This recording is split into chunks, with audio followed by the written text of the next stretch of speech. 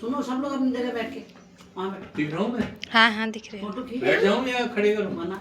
ठीक हो रहा, खड़े खड़े हो।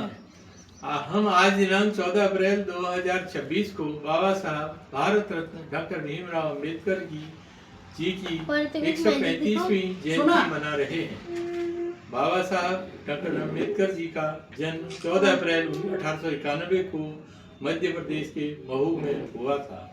बाबा साहब ने जीवन भर जातिवाद, भेदभाव और असमानता के खिलाफ आवाज उठाई। समाज को शिक्षा, राजनीति और दादा की बात। न्याय व्यवस्था को नई दिशा दी। बाबा साहब ने जाति व्यवस्था के देश दंश जाति व्यवस्था के दंश छुआछूत को अपने बाल्यकाल से ही झेला। उन्होंने इस असमानता को समाप्त कराने के लिए लोगों को संगठित कर आवाज उठाई।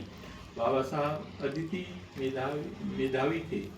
कहा जाए तो वे वरदानी पुरुष थे। अपनी परेशानियों के बाद भी उन्होंने शिक्षा के शीर्ष स्तर को प्राप्त किया। देश में असमानता के लिए आवाज उठाई। भारत की स्वतंत्रता पर उनके द्वारा उस समय की हुकूमत को इस देश में दलितों की आज़ादी के बारे में अवगत कराया तथा गोलमेज सम्मेलन में अपने समाज के हितों के लिए पुरजोर आवाज उठाई।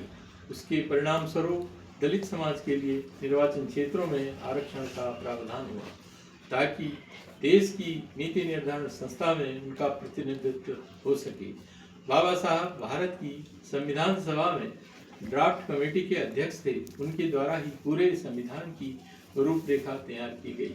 उसमें विश्व के देशों के संविधानों से अच्छी बातें लेकर भारत के संविधान को विश्व स्तर पर अनूठा संविधान बनाया। विश्व का अनूठा संविधान बनाया। देश इसके लिए सदैव ऋणी रहेगा। बाबा साहब स्वतंत्र भारत की सरकार में मंत्री भी रहे।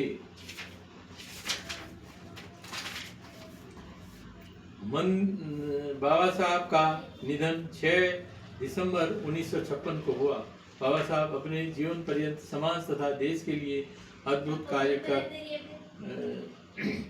इतिहास रच गए, जिसके बल पर समानता